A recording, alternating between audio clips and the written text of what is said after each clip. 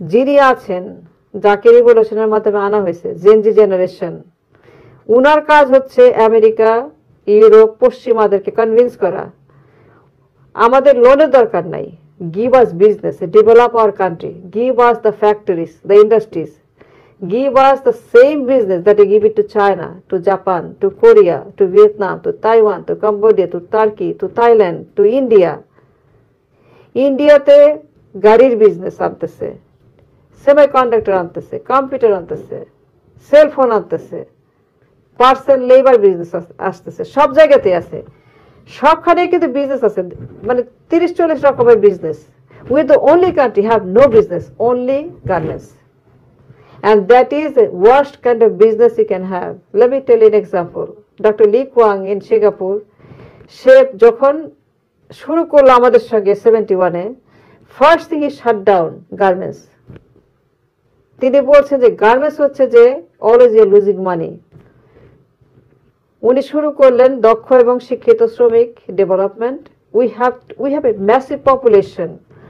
আমাদের 8 কোটি লোক তারা কাজ খুঁজতেছে, 2 কোটি লোক গেছে প্রবাসে, তারা শ্রমিক। We don't need that. তারা যে দেশেই থাকতো দক্ষ শিক্ষিত শ্রমিক, they could be bringing $500 billion easy. আমাদের সমুদ্র আছে, ম্যান পাওয়ার আছে, আমাদের খনি আছে, আমাদের সম্পদ আছে, আমাদের সব আছে, আমাদের ল্যান্ড আছে, আমাদের ভেরি ফার্টাইল ল্যান্ড আছে, কিন্তু আমাদের গভর্নমেন্ট নাই যার ফিনান্সিয়াল এডুকেশন আছে। Only thing we have a politics and more politics. So Gen Z has to come out of it, and they have to take over the governance and then build the economy based on the need of the people that is so poor. এত গরিব কেন? আমাদের দেশের মানুষ খুবই গরিব, আফ্রিকার মতো হয়ে যাচ্ছে। আমাদের দেশটা দেখতে এখন মনে হয় যে উগান্ডার মতো, ইথিওপিয়ার মতো। আমাদের দেশটা দেখতে এখন দক্ষিণ সুদানের মতো। দেখেন বন্যাতে লোক ভাসতেছে, কোনো খাবার নাই, যেতে পারছে না, লোক মারা যাচ্ছে। We don't have money, we don't have the economy, we don't have the mind, A thinking mind. তার সবসময় পলিটিক্সে চিন্তা করে। We don't need any more politics, we need a financial revolution for the next 50 years, and Gen Z has to lead into it. আমি Gen Z এর উপর খুব নির্ভর করি, এবং Gen Z আমি চাই যে to communicate with the Gen Z. I want a communication, direct communication with the Gen Z generation. I want them to ask me question on the economics.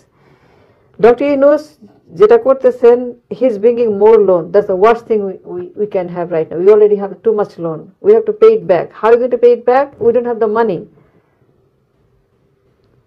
So what we have to do, Dr. Yunusকে বলতে হবে পশ্চিমাদেরকে, give us, তাকে জাপানে গিয়ে বলতে হবে, give us a 100% labor. আমাদের ধলাই খাল আছে, we can easily, if we train them, দক্ষ শিক্ষিত তাদেরকে যদি করি, বাচ্চাগুলাকে, যেটা লি কুয়াং করছে, যেটা মাহাথির করছে, এই বাচ্চাগুলাকে যদি আমরা যদি দক্ষ শিক্ষিত শ্রমিক বানাই, they can bring $100 billion every year by fixing the person labor for the car, remodel car, new car, দরজা বানাবে, টায়ার বানাবে, এটা বানাবে। কিন্তু তাদেরকে ইনভেস্টমেন্ট আনতে হবে আমাদের দেশে।